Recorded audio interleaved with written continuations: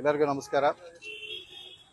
ಭಾರತದ ಸಂವಿಧಾನದ ಶಿಲ್ಪಿ ಡಾಕ್ಟರ್ ಬಾಬಾ ಸಾಹೇಬ್ ಅಂಬೇಡ್ಕರ್ ಅವರ ಜನ್ಮದಿನದ ಶುಭಾಶಯಗಳನ್ನು ಕೋರ್ತಾ, ಅದೇ ರೀತಿ ಭಾರತ ದೇಶದ ಹಸಿರು ಕ್ರಾಂತಿಯ ಹರಿಕಾರರ ಭಾರತದ ಮಾಜಿ ಉಪ ಪ್ರಧಾನಮಂತ್ರಿಗಳಾದಂತಹ ಬಾಬು ಜಗಜೀವನ್ ರಾಮ್ ಅವರ ಜಯಂತ್ಯೋತ್ಸವದ ಶುಭಾಶಯಗಳನ್ನು ಕೂಡ ಈ ಸಂದರ್ಭದಲ್ಲಿ ಹೇಳ್ತಾ, ಬಹುಶಃ ಅಂಬೇಡ್ಕರ್ ಅವರನ್ನು ನಾವು ವಿಶ್ವದ ಪ್ರಜಾಪ್ರಭುತ್ವದ ರಾಯಭಾರಿ, ಮಾನವೀಯತೆಯ ರಾಯಭಾರಿ, ಮನುಕುಲದ ರಾಯಭಾರಿ ಅಂತ ಹೇಳ್ಬಿಟ್ಟು ಕರೀಬಹುದು.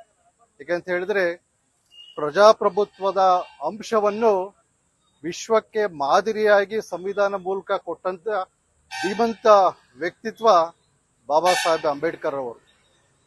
ಇವತ್ತು ನಿಜಕ್ಕೂ ಕೂಡ ಪ್ರಜಾಪ್ರಭುತ್ವ ಅಂತಕ್ಕಂಥದ್ದು ಒಂದು ಶಿಖರವಾದ್ರೆ, ಆ ಶಿಖರವನ್ನು ಎತ್ತಿಡತಕ್ಕಂತಹ ಒಂದು ಬುನಾದಿ ನಮ್ಮ ಭಾರತ ದೇಶದ ಒಂದು ಸಂವಿಧಾನ. ಆ ಸಂವಿಧಾನವನ್ನು ಕೊಟ್ಟಂತಹ ಮಹಾನ್ ವ್ಯಕ್ತಿ ಬಾಬಾ ಸಾಹೇಬ್ ಅಂಬೇಡ್ಕರ್ ಅವರು. ಬಾಬಾ ಸಾಹೇಬ್ ಅಂಬೇಡ್ಕರ್ ಅವರು ಈ ಪ್ರಜಾಪ್ರಭುತ್ವದ ಶಿಖರವನ್ನು ಸಮಾನತೆ, ಸ್ವತಂತ್ರ, ಭ್ರಾತೃತ್ವ ಮತ್ತು ನ್ಯಾಯ, ಈ 4 ಸ್ತಂಭಗಳ ಮೇಲೆ ಭಾರತ ಪ್ರಜಾಪ್ರಭುತ್ವದ ಶಿಖರವನ್ನು ನಿಲ್ಲಿಸಿದ್ದಾರೆ. ಇದರ ಬುನಾದಿ ಭಾರತದ ಸಂವಿಧಾನ.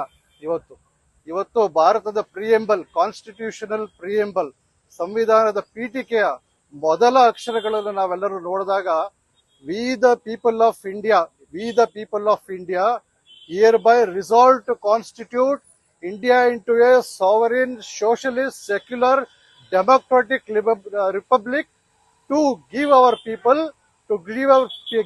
ಪೀಪಲ್ ಜಸ್ಟಿಸ್, ಸಾವರ್ನಿಟಿ, ಈಕ್ವಾಲಿಟಿ ಅಂತ ಹೇಳ್ಬಿಟ್ಟು ಬಾಬಾ ಸಾಹೇಬ್ ಅಂಬೇಡ್ಕರ್ ಅವರು ಹೇಳ್ತಾರೆ. ಅವರೆಲ್ಲರೂ ಕೂಡ ಸಂವಿಧಾನದ ಪೀಠಿಕೆಯಲ್ಲಿ ಭಾರತ ದೇಶದ ರಾಷ್ಟ್ರಪತಿ ಅಥವಾ ಭಾರತ ದೇಶದ ಪ್ರಧಾನಿ ಅಥವಾ ನಾನು ಈ ಸಂವಿಧಾನವನ್ನು ರಚಿಸ್ತೀನಿ ಅಂತ ಎಲ್ಲೂ ಹೇಳಿಲ್ಲ.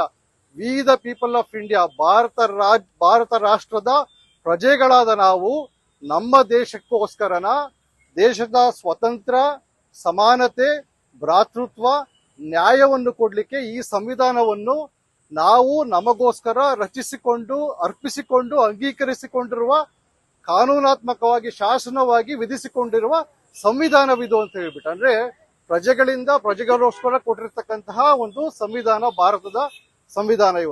ಇವತ್ತು ವಿಶ್ವಕ್ಕೆ ಭಾರತದ ಒಂದು ಸಂವಿಧಾನ ಒಂದು ಮಾದರಿಯಾಗಿದೆ ಅಂತ ಹೇಳ್ಬಿಟ್ಟು ಯಾಕೆ ಹೇಳ್ತೀನಿ ಅಂತ ಹೇಳಿದ್ರೆ, ಇವತ್ತು ನಿಜಕ್ಕೂ ಕೂಡ ವಿಶ್ವದಲ್ಲಿ ಅನೇಕ ರಾಷ್ಟ್ರಗಳನ್ನು ನೋಡ್ತೀವಿ ನಾವು.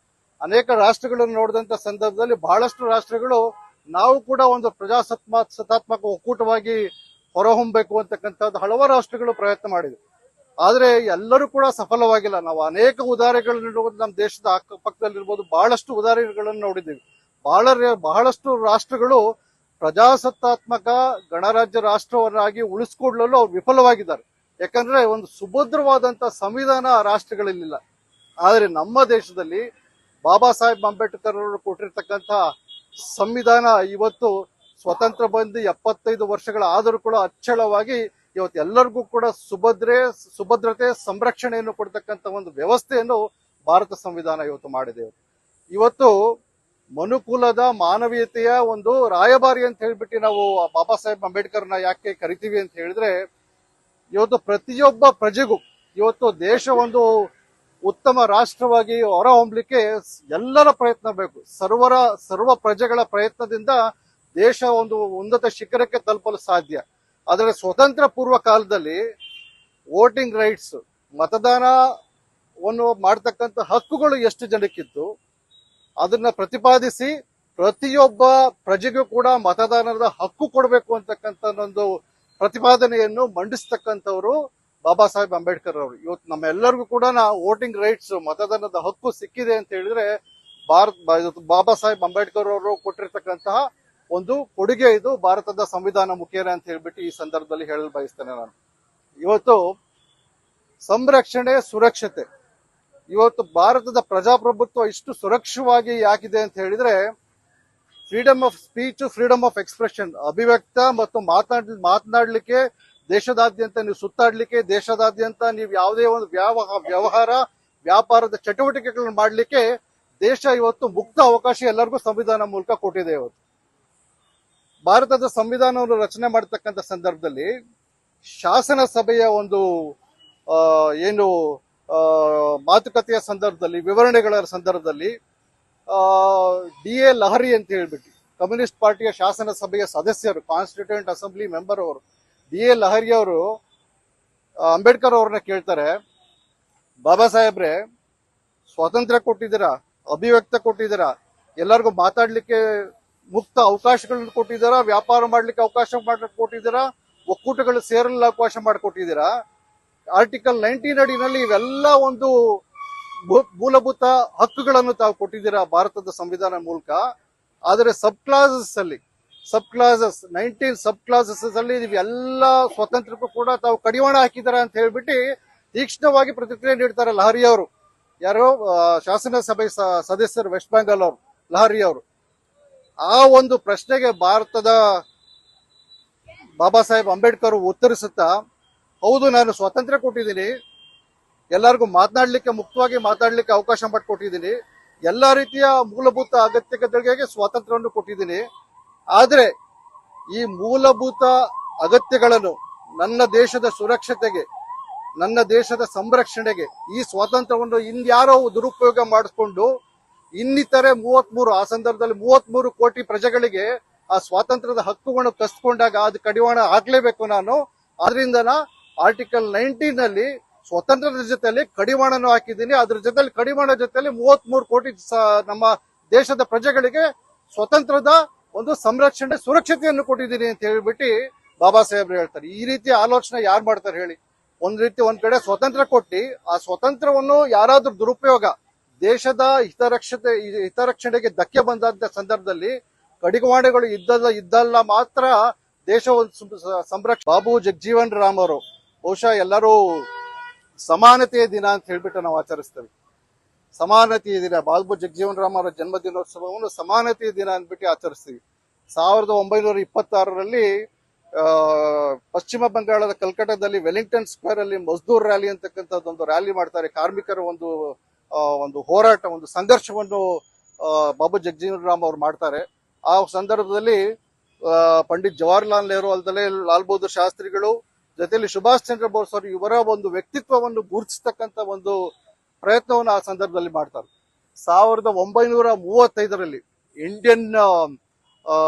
ಇಂಡಿಯನ್ ಆಕ್ಟ್ ಅಂತ ಹೇಳ್ಬಿಟ್ಟು ಒಂದು ಕಾನ್ಸ್ಟಿಟ್ಯೂಷನ್, ಒಂದು ಸಂವಿಧಾನ ಬಂದಂತ ಸಂದರ್ಭದಲ್ಲಿ ಪ್ರಪ್ರಥಮವಾಗಿ ಶೋಷಿತ ವರ್ಗದವ್ರಿಗೆ ಮತದಾನ ಹಕ್ಕು ಕೊಡಬೇಕು, ಶೋಷಿತ ವರ್ಗದವ್ರಿಗೆ ಜನಪ್ರತಿನಿಧಿಗಳ ಒಂದು ರಿಸರ್ವೇಶನ್ ಏನಿದೆ ಅದನ್ನು ಕೊಡಬೇಕು, ಮೀಸಲಾತಿಯನ್ನು ಕೊಡಬೇಕು ಅಂತಕ್ಕಂಥದ್ದು ಪ್ರಪ್ರಥಮವಾಗಿ ಮಂಡನೆ ಮಾಡಿದವರು ಹ್ಯಾಮಂಡ್ ಕಮಿಷನ್ ಅಂತ ಹೇಳ್ಬಿಟ್ಟು ರಚನೆ ಆಗಿತ್ತು. ಹ್ಯಾಮಂಡ್ ಕಮಿಷನ್ ಮುಂದೆ ಹೋಗಿ ಬಾಬಾ ಜಗಜೀವನ್ ರಾಮ್ ಅವರು ಇವತ್ತು ಮೀಸಲಾತಿ, ಶೋಷಿತ ವರ್ಗದವರಿಗೆ ಚುನಾವಣೆ ನಿಲ್ಲಲು ಕ್ಷೇತ್ರವಾರು ಮೀಸಲಾತಿ ಕೊಡಬೇಕು, ಜೊತೆಲಿ ಅದಕ್ಕಿಂತ ಮುಂಚೆ ಅವ್ರಿಗೆ ವೋಟಿಂಗ್ ರೈಟ್ಸ್ ಅನ್ನು ಕೊಡಬೇಕು ಅಂತಕ್ಕಂಥದ್ದು ಮೊದಲನೇ ಬಾರಿಗೆ ಪ್ರಸ್ತಾಪನೆ ಮಾಡಿದವರು ಬಾಬು ಜಗಜೀವನ್ ರಾಮ್ ಅವರು 1935ರಲ್ಲಿ.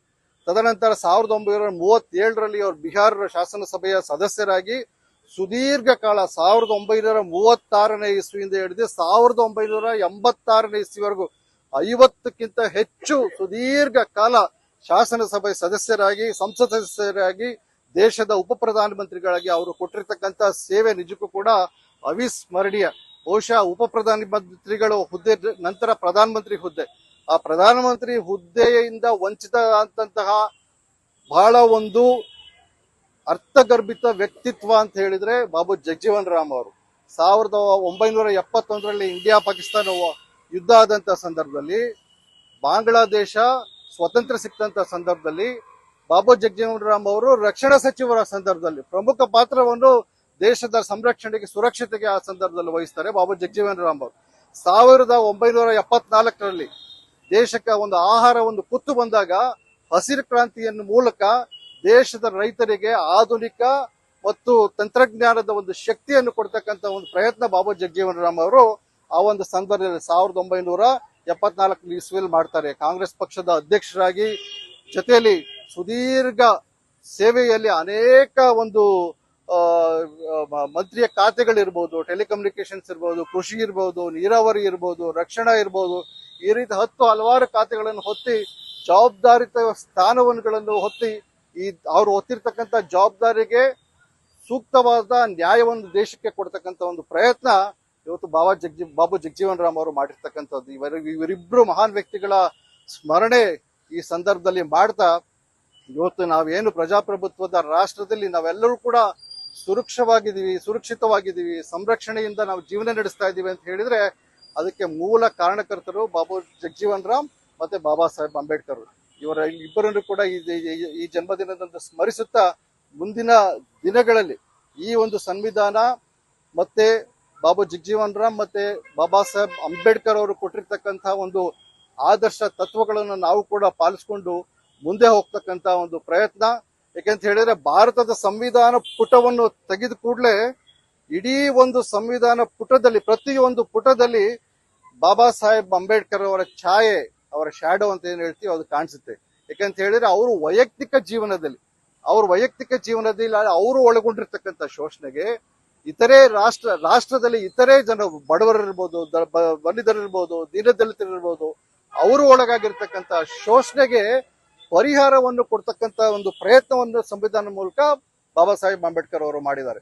ಇವತ್ತು ಏನ್ ಮೀಸಲಾತಿ ಕೊಡ್ತಾ ಇದೀವಿ ನಾವೆಲ್ಲರೂ ಕೂಡ, ಸಂವಿಧಾನ ಮೂಲಕ ಮೀಸಲಾತಿ ಎಲ್ಲರಿಗೂ ಕೂಡ ಸಿಗ್ತಾ ಇದೆ, ಸಮಾನತೆಯ ಹಕ್ಕು. ಇವತ್ತು ಸ್ವತಂತ್ರ ಅಂದ್ರೆ ನ್ಯಾಯ ಅಂತಕ್ಕಂಥ ಜಸ್ಟಿಸ್ ಅಂತಕ್ಕಂಥದ್ದು ಒಂದು ವರ್ಡ್ ಇದೆ ಕಾನ್ಸ್ಟಿಟ್ಯೂಷನ್ ಅಲ್ಲಿ. ಜಸ್ಟಿಸ್ ಅಂದ್ರೆ ಆರ್ಥಿಕ, ಸಾಮಾಜಿಕ ಮತ್ತು ರಾಜಕೀಯ ನ್ಯಾಯವನ್ನು ಎಲ್ಲ ಒಂದು ಸಮುದಾಯಕ್ಕೂ ಕೂಡ ಕೊಡ್ತಕ್ಕಂಥ ಒಂದು ಪ್ರಯತ್ನ ಸಂವಿಧಾನದ ಮೂಲಕ ಬಾಬಾ ಸಾಹೇಬ್ ಅಂಬೇಡ್ಕರ್ ನಮಗೆ ಕೊಟ್ಟಿರ್ತಕ್ಕಂಥ ಅತಿ ದೊಡ್ಡ ಕೊಡುಗೆ ಎಂದು ಈ ಸಂದರ್ಭದಲ್ಲಿ ಹೇಳ್ತಾ ಮತ್ತೊಮ್ಮೆ ತಮ್ಮೆಲ್ಲರಿಗೂ ಕೂಡ ಬಾಬಾ ಸಾಹೇಬ್ ಅಂಬೇಡ್ಕರ್ ಹಾಗೂ ಬಾಬು ಜಗಜೀವನ್ ರಾಮ್ ಜಯಂತ್ಯೋತ್ಸವದ ಶುಭಾಶಯಗಳನ್ನು ತಮ್ಮೆಲ್ಲರಿಗೂ ಕೋರುತ್ತಾ ನಮ್ಮ ಮಾತುಕತೆ ಮಾಡ್ತೀನಿ. ಎಲ್ಲರಿಗೂ ನಮಸ್ಕಾರ.